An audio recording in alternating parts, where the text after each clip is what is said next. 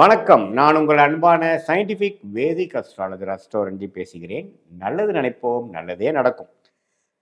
ஆ, இந்த வீடியோவில் நம்ம என்ன பார்க்க போறோம்னா, சிம்ம ராசிக்காரர்களுக்கு 2026 பிப்ரவரி மாதம் எத்தகைய ஒரு மாதமாக பலாபலன்கள் நிறைந்த ஒரு மாதமாக இருக்க போகுதுங்கிறது பார்க்க போறோம்.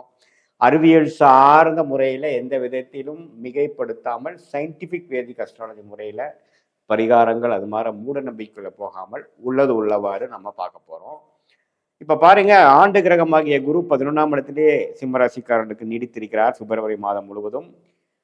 அஸ்தம சனி போய்கொண்டு இருக்கிறது சிம்மராசிக்காரர்கள் பிப்ரவரி மாதம் முழுவதும் அந்த பாதிப்பு இருக்க தான் போகுது. அதே சமயத்துல 7ஆம் இடத்துல ராகும் ராசிக்குள்ள கேதுவும் நீடித்திருக்கிறார். சரி, இப்ப மாத கிரகமாச்சு எப்படி இருக்குன்னு பாத்தீங்கன்னா, ராஜயோகாதிபதி 6ஆம் இடத்துல வலுக்குது, நல்ல விஷயம். அதே சமயத்துல சுக்கிரன், புதன், சூரியன் எல்லாமே 6ஆம் இடத்தில் ஒரு பிப்ரவரி முதல் வாரம் வரைக்கும் இருக்காங்க. பிப்ரவரி 2வது வாரத்திலிருந்து பார்த்தீங்கன்னா படிப்படியாக 6லேருந்து 7ஆம் இடத்துக்கு புதன், சுக்கிரன், சூரியன், செவ்வாய் எல்லாமே ராகுவோட சேர்ந்து குருவின் பார்வை பெறுகிறார். ஸோ இதனால என்ன ஆகுதுன்னா, இதுவரை கொஞ்சம் சில விஷயங்கள்லாம் சுமாரா போய் கொண்டு நிறைய டிராவலிங் கொடுத்து கொண்டு இருக்கக்கூடிய அந்த சிம்மராசிக்காரர்களுக்கு கொஞ்சம் சில இவ்வளோ தூரம் நீங்கள் போட்ட எஃபோர்ட்டுக்கு சில பாசிட்டிவான சில விஷயங்கள், ஒரு ஒப்பந்தம், ஒரு கான்ட்ராக்ட், ஒரு சேல்ஸ், ஒரு ப்ரொமோஷன், ஒரு நல்ல சேஞ்சு, ஒரு இம்ப்ரூவ்மெண்ட், அது மாதிரி விஷயங்கள் கிடைக்கக்கூடிய ஒரு அற்புதமான மாதம். குறிப்பாக பிப்ரவரி செகண்ட் வீக்கிலிருந்து 2026 செகண்ட் வீக்கிலிருந்து பிப்ரவரி மாதம் 2வது வாரத்திலிருந்து நல்ல ஒரு அமைப்புகள் காட்டுதுங்க. ஸோ இதில் பார்த்தீங்கன்னா, உங்களுடைய தொழில் முனைவோர், மார்க்கெட்டிங் லைனில் இருக்கிறவங்க, வேலைக்கு போயிட்டு இருக்கிறவங்க, வேலைக்கு ட்ரை பண்ணிட்டு இருக்கிறவங்க, அவங்களுக்கு எல்லாமே பார்த்தீங்கன்னா கொஞ்சம் நல்ல டக்குன்னு சில ஆப்பர்ச்சுனிட்டி உங்களை தேடி வரக்கூடிய அமைப்பு, சில வாய்ப்புகள் எதை நீங்கள் எதை நோக்கி நீங்கள் மைண்டு செலுத்தி நீங்கள் முயற்சிகள் செய்து கொண்டு இருந்தீர்களோ அதே அமைப்புகள் உங்களை தேடி வரக்கூடிய அமைப்புகள் உண்டு. அதை நீங்கள் கரெக்டாக யூஸ் பண்ணிக்கணும். அதே சமயத்தில் ராஜயோகாதிபதியாகிய செவ்வாயே 7ஆம் இடத்துல போய் நம்ம பார்க்கறதுனால கொஞ்சம் கோவங்கள், நிதானம் இல்லாத ஒரு தருணங்கள், அது மாதிரி சில விஷயங்கள்லாம் வரக்கூடிய அமைப்புகளும் உண்டு. அதாவது கிளையண்ட்ஸு, கஸ்டமர்ஸ், கொலீக்ஸ், அன்றாட மீட் பண்ணக்கூடிய நபர்கள், நண்பர்கள், அது மாதிரி விஷயத்தில் கொஞ்சம் கோபதாபங்கள்லாம் வந்தாலும் கொஞ்சம் பொறுமையாக போய் வீரத்தை காட்டிலும் விவேகமே பெரிது அப்படிங்கிற மாதிரி அமைப்பில் போனீங்கன்னா நல்லாவே இந்த அஸ்தம சனி தாக்கங்கள் நிறைந்த ஒரு தருணமாக சிம்மராசிக்காரர்களுக்கு அதிக அலைச்சல்கள், நட்பு பாராட்ட முடியாத ஒரு அமைப்பு, குடும்பத்தில் ஒரு நிம்மதியான ஒரு அமைப்பு இல்லாமல் ஒரு மாதிரியாக, அதாவது ஒன்றா ஸ்ட்ரெஸ் அல்லது பண விஷயங்கள் அல்லது உடல் நல விஷயங்கள், உறவுகள் விஷயங்கள், தொழில் விஷயங்கள், நிதி விஷயங்கள், பண விஷயங்கள் எல்லாத்துலேயுமே கொஞ்சம் ஒரு மாதிரியான திருப்தி இல்லாத ஒரு அமைப்பை கொடுக்கக்கூடிய அமைப்பு தான் அஸ்தம சனி. இதில் பெரிய முயற்சிகள், ஒரு பெரிய ரிஸ்க்கு, பெரிய முதலீடு அதெல்லாம் பண்ணக்கூடாது. பேசிக்கலாக நம்ம பண்ண வேண்டிய விஷயத்தை கொஞ்சம் அப்படியே சிரத்தையாக டியூ டெலிஜென்ஸோடு நம்ம செய்யும் பொழுது ஓரளவுக்கு பிரச்சனை இல்லாமல் வந்துடலாம். இந்த அஸ்தம சனி நடக்கும் பொழுது பெரிய ஒரு முயற்சிகள், புதுசாக ஒரு இனோவேட்டிவாக பண்ணுறதெல்லாம் பண்ணிங்கன்னா தவறாக போவதற்கோ அல்லது அதில் வரக்கூடிய லாபங்கள் வருவதற்கு ரொம்ப டைம் ஆகுது அப்படிங்கிற மாதிரி விஷயங்கள்லாம் கொடுத்துரும்.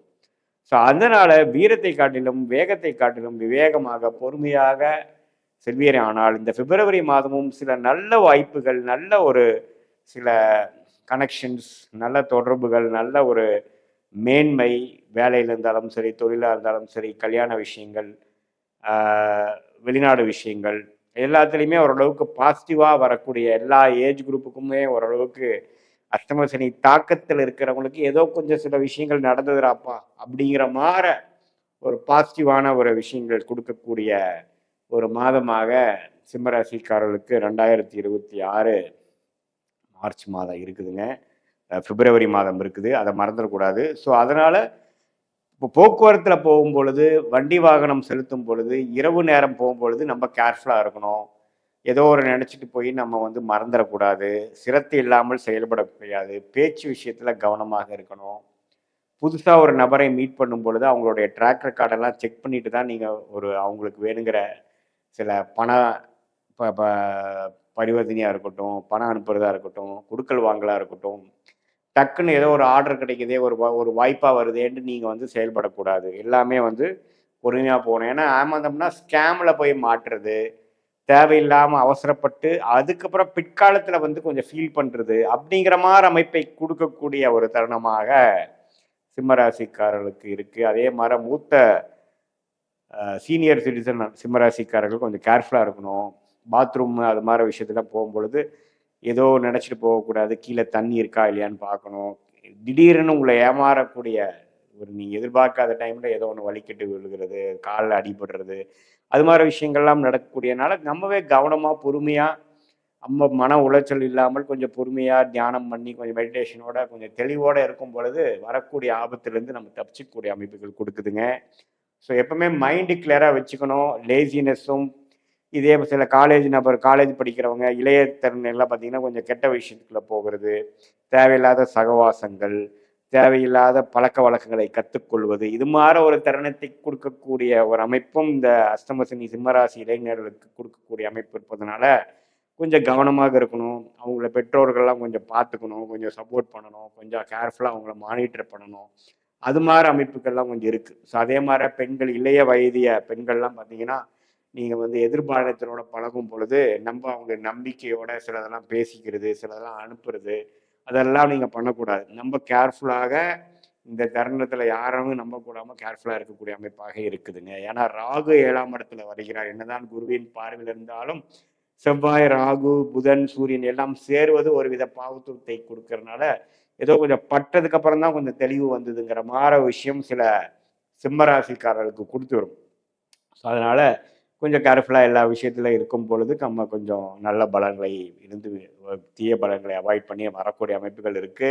இது பொதுவான ஒரு கோச்சார அமைப்பு பலன்களை ஒழிய உங்களுடைய பிறந்த தேதி, பிறந்த நேரம், பிறந்த ஊரை பொய்த்து வரக்கூடிய அந்த ஜாதகத்தை வைத்து நம்ம பார்க்கும் பொழுது தசாபுக்திகள் என்ன போய் கொண்டு இருக்கிறது, நீங்க என்ன லக்னத்துல பிறந்தீங்க, சிம்ம ராசியில பிறந்திருந்தாலும் என்ன லக்னம், சிம்ம லக்னமா, வேற என்ன லக்னம், அந்த லக்னாதிபதி எப்படி இருக்கிறார், என்ன தசாபுக்திகள் போய் கொண்டு இருக்கிறது, யோகமான தசைகளா, நான் சொன்ன இந்த பலன்கள் வந்து இன்னும் கொஞ்சம் சற்று பிரச்சனைக்குரியதாக கொஞ்சம் கூடுதலாக இருக்குமா அல்லது கம்மியாக குறையுமா அப்படிங்கிறதெல்லாம் நம்ம வந்து உங்கள் தசாபுக்தியில் வைத்து பார்க்கும் பொழுது உண்மையுமே துல்லியமான பலன்கள் அடுத்த வரக்கூடிய ஷார்ட் டேர்ம் அடுத்த 2-3 months எப்படி இருக்க போகுது, அடுத்த ஒரு 1 year 2 year மீடியம் டேர்ம் எப்படி இருக்க போகுது, லாங் டேர்ம் நம்மளுடைய வாழ்க்கை பயணம் எப்படி போக போகுது, எது மாதிரி திருப்பங்கள் நிறைந்ததாக இருக்கிறது, எந்த நேரத்தில் எது மாதிரி திருப்பங்கள் எதிர்பார்க்கலாம், எது மாதிரி டைரக்ஷனை நம்ம வாழ்க்கை போகுது, நம்மளுடைய பிராப்தமான தொழில் என்ன, நம்மளுடைய யோகமான துறை என்ன, எந்த படிப்பு நமக்கு நல்லா வரும், எந்த கிரகம் நமக்கு நல்லா இருக்கு அப்படிங்கிற மாதிரி விஷயங்களை தெரிந்து தேவையில்லாத பண விரயங்கள், சமய விரயங்களை தவிர்த்து நம்மளுடைய பிராப்தத்துக்கு நிகரான முயற்சிகளை அந்தந்த தருணத்தில் செய்து சயின்டிஃபிக் வேதிக் அஸ்ட்ராலஜி முறையில் துல்லியமான பலன்களை தெரிந்து கொண்டு அதன் மூலம் வாழ்க்கையில் எளிதில் வெற்றி பெற முடியும் என்று சொல்ல விரும்புகிறேன். மீண்டும் மற்றொரு காணொலியில் சந்திப்போம். நன்றி, வணக்கம்.